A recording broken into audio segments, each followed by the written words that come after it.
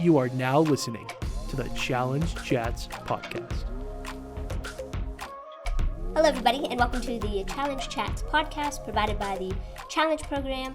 I'm the marketing assistant, Dasha Kirby, and I'm here with our lovely guest, Sarah, and she is with the company DiamondBack Covers. Sarah, we are so grateful and thankful to have you here on our podcast. I figured we'd get started just with a quick little introduction of who you are, what DiamondBack Covers is, and then also kind of like maybe give a little like day-to-day what you do if you have a little idea of that. Awesome. So my name is Sarah Klawinski. Once again, really happy to be here too. DiamondBack Covers is a company located in Phillipsburg, Pennsylvania, and we make heavy-duty tonneau covers for pickup trucks. It's really a premium product. The covers lock, they're weatherproof, just really, really cool, and you might even see them as you're riding around Central PA on pickup trucks. The cool thing about DiamondBack is we started in 2003 as a Penn State student project. Know that this is a really abbreviated version of the story, but essentially one of our founders had some things stolen, hunting gear stolen from the back of his pickup truck, and in an entrepreneurial engineering class, he and another student, their names are Matt and Ethan, they came up with the idea to kind of solve that problem by creating a hardtop aluminum tonneau cover for pickup trucks. We've come a long way since then. They came up with that idea in class, eventually started actually making covers out of a trailer in State College, but was able to buy a house and then a space in a manufacturing facility like an old industrial park in Phillipsburg. And now 2017, we have our own facility in Phillipsburg. We've been growing ever since. The day-to-day of my work. So I'm in a unique spot. I'm the first recruiting and onboarding manager our company has had. So my job is essentially some of it is like it sounds, recruit employees, which some of that is screening applications or writing job descriptions, all of those sorts of things. Sometimes I'm a little more assertive about getting a job out there in front of people too, and also ensuring that they are set up for success within their first 90 days of work. So I do some onboarding tasks as well. Every day looks a little different for me. So with that, I usually spend at least one day a week away from the office, out in the community. So today is one of those days. I'm here in Johnstown with the Challenge Program, but sometimes I've been with the Challenge Program during school assemblies. I do visits to Penn State, Maine, Penn State Altoona, Penn College. That could be career fairs, that could be independent tabling, sometimes even doing talks with students or with classes, and also encouraging other people in the company to do those things as well, because one of the things I'm tasked with in my role is also to build a brand in the local area. Right now our focus is still Center County, but we're working on getting ourselves out there further as well. So working on new partnerships all the time. I could talk about this all day, but that's just a little snippet of what I do. It's a nice mix of office work, interacting with employees, both in production and administrative, especially managers or newer employees, and also being out in the community. So I get a lot of variety. Yes, you really do. That was a superb introduction. That was super cool. We got to hear the background of how the company started. I personally did not really know, so it's very interesting to hear how the boys had a problem. They're like, we can take this, we can fix it, and then boom, they literally did fix it. And it's very interesting that you were not just in the office, because I think of a recruiter like, you sit there, you check the emails, you post the job posting, but you're out there doing it all. You're out in the community, which is super cool and super helpful. And TCP is also out in the community. We're connecting with students, like you said. We're getting out there, and we have 5 categories: the STEM, community service, attendance, and then we have academic improvement, and then also excellence. So if you could, by chance, how would you say DiamondBack, either as the company or the brand or the mantra, how do you guys fit with potentially TCP and their 5 categories? Sure. I think I could, provide an answer for all of them. I think I'll start with one of the simplest and the one we use the most as an example at school assemblies and maybe with some co-op students that we have working part-time with us. I'll just start with attendance.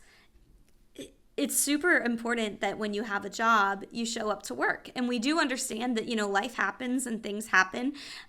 So, of course, we build in paid time off and things that would, help mitigate some of that stuff for you personally.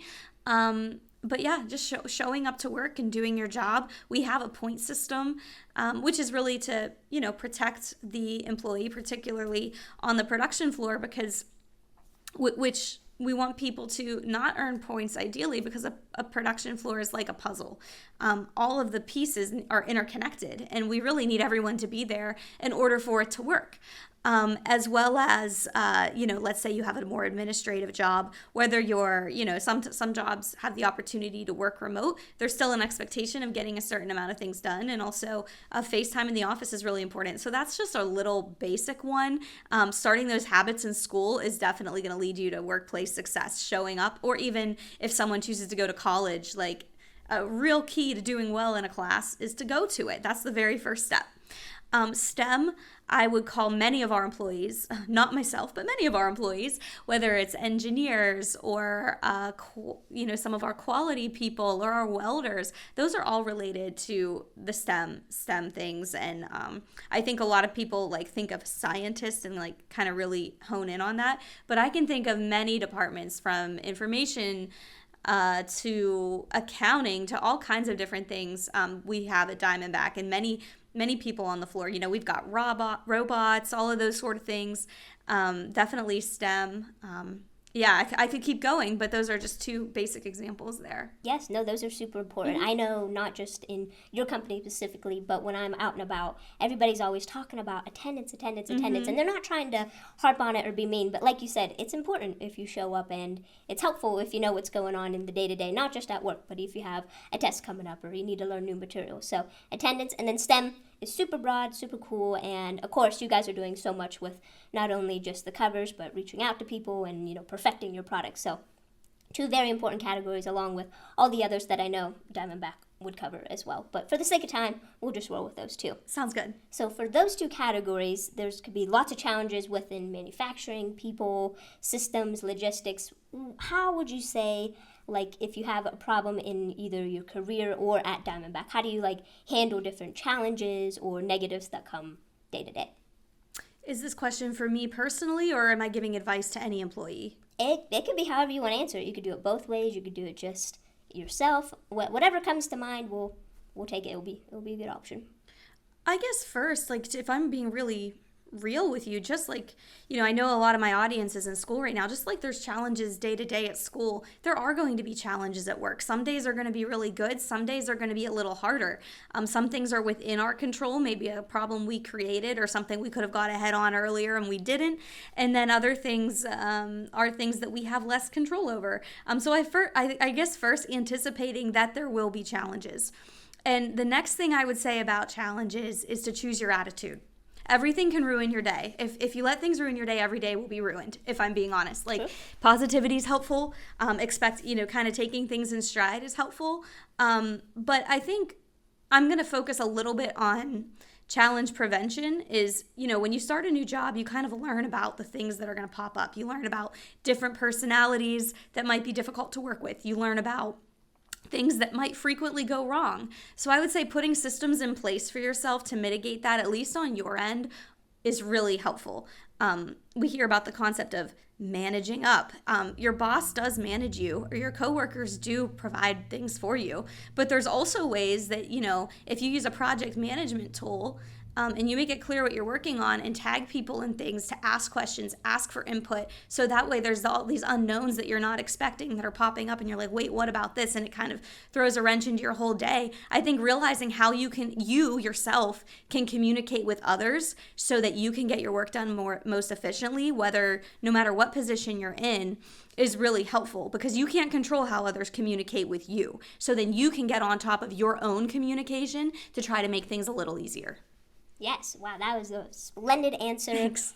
Like you said, you can't control what happens around you. You can control yourself. And then I loved how you said, don't be afraid to ask questions. I'm always like, if you don't ask the question, it's already a no. So you might as well go out there, ask the question, get the problem addressed. So that was superb advice, not just for yourself personally, but also in the work world or even in going into school and having a good attitude. And if things do come crashing, you can always fix it. Take a time, take a pause, and get back rolling. So, lovely answer. We appreciate that.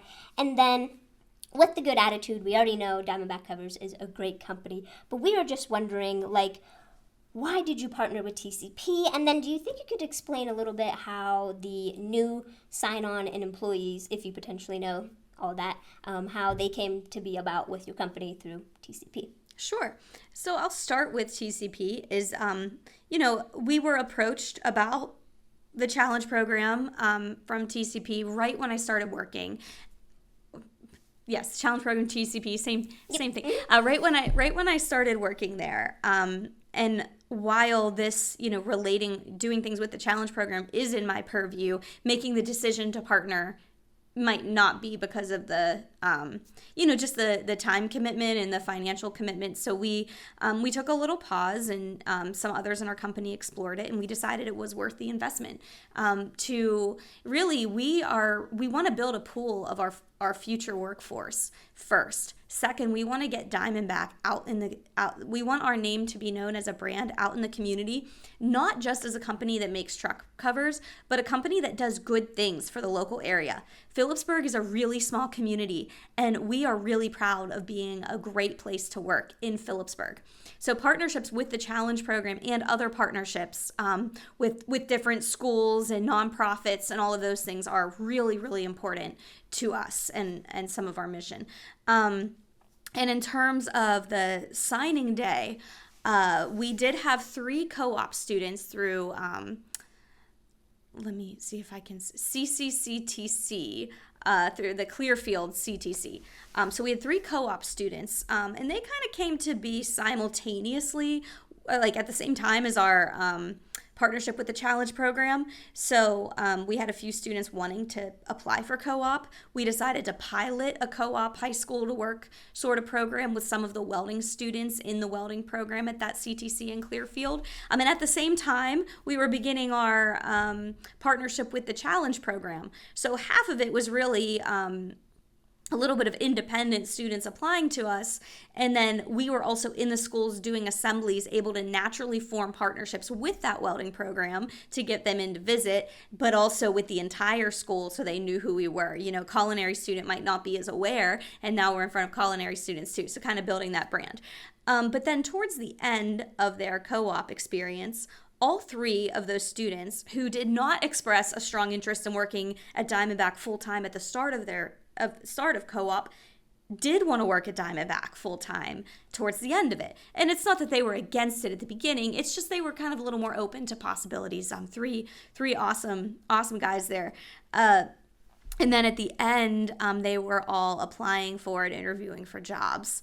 We kind of waited until they were really close to the end to formally give offers. And we told them that we were going to do that because we knew that they might be also considering other places, but we were really excited they wanted to stay at DiamondBack.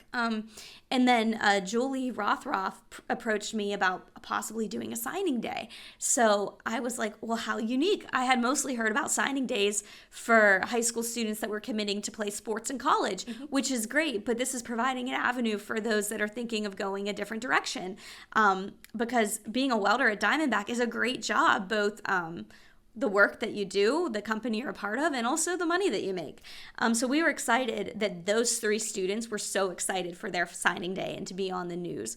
And their parents came. And I think it was just really, really great that the Challenge program not only helped us get in front of lots of students at the school, but helped us facilitate a really cool celebration of their co-op experience and lead to a great onboarding and transition from high school co-op student to full-time welder at DiamondBack.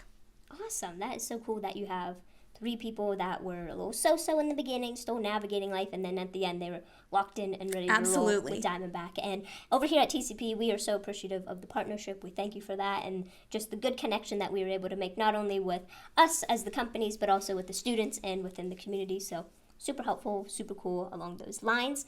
And since you are the onboarding and recruiting manager, we have the pro here. We're going to ask a juicy question. Okay. How would you say, like, what are you looking for in students, or maybe not even students, just employees in general, when they are interviewing or when they're on the job hunt? Like, what kind of qualities are you looking for in somebody? And it doesn't just have to be the standard, attendance, good arithmetic, stuff like that. It could be something kind of niche that not everybody always thinks about. Sure. So I have, we are pretty out of the box in some ways, where like outside the box when we do some of our interviews. And almost every single person that I interview tells me that they're a hard worker. People put it on their resumes, and I have no reason to not believe them. But when everyone tells you that they're a hard worker, you have to determine what is going to make someone stand out. We're really looking for team players. We are looking for excellent teammates to everyone. So we, as a company, we function with 6 core values in mind. These core values were created a long time ago as our company started to grow. Those 6 values: love what you do and those around you, be adventurous and creative, make a difference, never quit till the job is done, be reliable and honest. Oh, and I'm missing one more. I'll come back to it. But we've got 6 core values, and we interview. Half of our interview is a core value interview. So if we determine that someone in our first part of the interview process is a great skills fit, we know that they can do the job. We'll move, and they have a decent employment history. Understanding if you're in high school, we're not going to go by your employment history. That's a little unfair. You're brand new, so we might ask you some school-related, extracurricular-related questions there. We send them into a core value interview where we ask some non-traditional interview questions that might determine if someone's a team player. Some of them, one of them is be reliable and honest. I don't know if I got that one or not, but I did say that one. So be reliable and honest. We might ask someone about a time where it was easier to not tell the truth in a situation, where it would have been easier to not tell the truth. Mm-hmm. Or we'll ask about the last time someone was late, knowing that if they say they're never late, that's probably not true. Yeah. Most people, for one reason or another, whether in their control or not, they've been late. But we also ask fun questions like, what's your dream vacation? Tell me about your hobbies and interests. So I won't give away too many questions, because some of you, maybe you'll interview at DiamondBack. But that's a way that we determine a core value fit. So think about those soft skills too. Even if you want to go into manufacturing and you're not thinking about them, being a good team player goes a really, really long way. Yes, love those core values. And I really like how you have kind of a system where you start, and then if they make it to the next round, they're good to go. And then you're not just asking simple, like, oh, this, that questions. You're asking kind of fun, kind of juicy questions to really get to know them. Because at the end of the day, when you do hire somebody, you don't necessarily know them right away, but in the end, you do really get to know them. So having some interesting, fun questions helps you be able to get to know them before they even officially walk through the door. So I love that process. Diamondback has good recruiting style. I'm a fan of it. Thanks. And then let's just say if somebody who is maybe in like nursing or isn't really set to work in the kind of manufacturing field that you have, what are some jobs that aren't necessarily like rugged and blue collar per se, but what are some different jobs, maybe like in the marketing or maybe HR? What are some other kind of careers that Diamondback has, not just the welding and working with the truck covers? Sure. So to backtrack just a little bit, the core value that I forgot was work smarter, which definitely relates to a lot of our administrative careers, where we're not behind the times in terms of technology and things like that. Any tool that can get us forward, we absolutely are using it. Yeah, so let's say that you are someone looking for a job, maybe wants to stay locally in that Moshannon Valley area or State College or some parts of Clearfield or Blair County. We have our production jobs, which would be team assembly, welding, maybe quality control, maybe our maintenance technicians, which can straddle the line between administrative and production. But like many companies, so I work for the people operations department, which some companies call that HR, but once again, forward thinking, we're people ops, a more fun, desirable name, because we are for the people. It's not just to get people in trouble, it's to also make their experiences great as possible. And my position is definitely for the people. We've also got accounting, We've got an information system, like an IT sort of department with 3 people in it. We've got 2 engineering departments, manufacturing engineering, product development engineering. We've got some more management positions with, our operations working with our production team. Let's see, what else do we have? Some other, engineers that are in, might be working closer on the floor in quality control, those sorts of things. We've got sales and marketing. That would be, that's our team in Harrisburg, and that's really complex. So under that is sales and marketing, but, things like creative, e-commerce, as well as customer service, which we call those people our customer care specialists. Yep. So those are just some examples.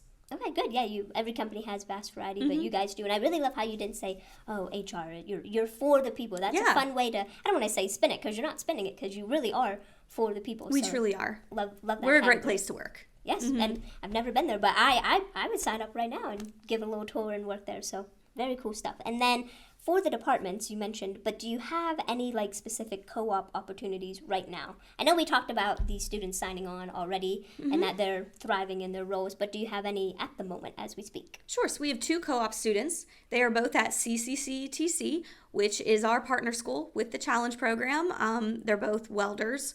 One is on our AM team and one is on our PM team. So yeah, we do currently have 2 students that are doing co-op this year. Okay, sounds good. And then do you have any other availabilities or openings, or does that kind of go by a year-by-year basis for the next batch of co-op people, or is there spots now? I guess I'm going to give a little bit of a vague answer there. Right now we have interviewed and decided to hire 2. They started sometime in late September, early October. I would say if somebody was interested and wants to reach out for more information, I'd be happy to answer that question. So I'm not going to give a hard no. But in order to hire other people, there's a lot of other decisions that would have to be made through production and through management there. But I will say a plug for anyone that is in college or knows someone in college. We're looking for 3 interns for summer 2025. So a manufacturing engineering intern, focusing more on the process, automation, those sorts of things. A product development engineering intern. So think of our inventors, those designing products, testing products, all the new stuff, new creations we're making. And I'm actually looking for a recruiting and people operations intern as well. These are college level internships, but if you know someone or want to aspire to be any of those things in the future, definitely keep us in mind. You can even take a look at our website. Those jobs are up. And I forgot to mention, we'll also be having a welding intern for a college or technical school student this summer too. Maybe one, maybe more than one, number to be decided. So whether that's a CCCTC student or someone working on maybe an associate's or bachelor's in welding from Penn College of Technology out in Williamsport or somewhere else. So. Okay, yes, great plug. Keep your eyes open, peeled open for that. Good opportunities coming Diamondback's way.